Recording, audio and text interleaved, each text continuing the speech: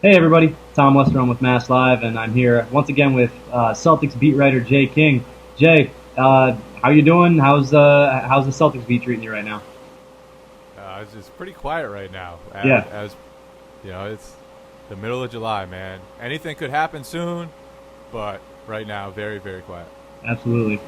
So one of the things that we've been kind of seeing on the internet in the last couple of days, some speculation, just kind of talking about how good the Celtics could be, how many wins they could actually achieve this season. It's a really interesting question, mainly because they look so much better this year. They look like bringing in Al Horford. They've got Jalen Brown coming in. We'll see how much he contributes, but players like Terry Rozier just really picking it up in summer league. It looks like it could be an improvement.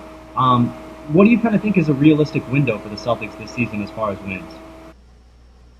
It all depends on what moves they make. It's the middle of July. They're still looking for trades.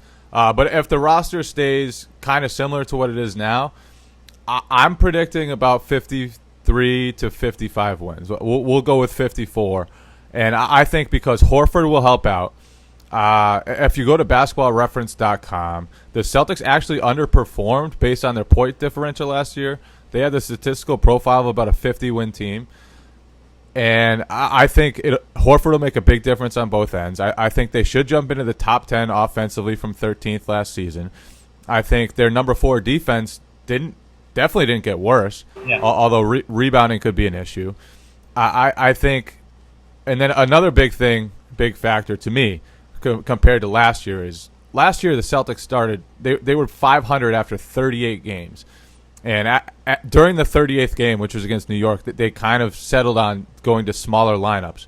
And they went 29 and 15 the rest of the way, ended up with 48 wins. And I think now that they'll have those more skilled lineups for the whole season, that's going to make a big difference. Whether it's Kelly Olynyk at the 4, Jonas Jerebko at the 4, Jay Crowder at the 4, they're going to have more shooting, more skill on the court the whole time. And I think that's going to make a big difference. So I'm going to go with 54. Yeah, absolutely. I think that's, especially when you look at the offense and just how much that's going to improve. Obviously, the defense was great last season, but just having Horford, having all that shooting, having that, that decision to go small ball that Stevens kind of stuck with, that's going to be enormous. I do think it's important to note that the Celtics could not win 54 games and still have a successful season. I think a lot of people kind of get trapped in that. Oh, like, so if they win 51 games, does that mean Al Horford only brought them 3 more wins? And I don't think that's accurate. I think success like that isn't always linear. It's not always just a perfect jump from the Celtics acquired a great player or a very good player, and now they're going to be this much better. Like, that doesn't necessarily always line up. They could still be a very good team and win, not that many more games, or or just kind of like have a similar sort of record to last season. When you look at the Celtics this season, what do you think constitutes a successful regular season and a successful postseason run? Well, one more thing I want to note is health could be a big deal too. Last year, Isaiah Thomas played 82 games for the first time in his career. Avery Bradley played 76, which was one off his career high. They had a lot of guys that were pretty healthy. Obviously, Crowder got hurt at the wrong time, and Kelly Olynyk had that shoulder issue after the All-Star break, and Marcus Smart had an ankle issue earlier. But they were pretty darn healthy, and if they have a little bad luck, that could hurt them too. So, what constitutes a good season? I think you just want to see improvement, and you want to see the offense jump into the top 10, like I said. You want to see Horford impacting the game on both ends. You want to see improvements from the young guys. This isn't still about how many wins they get.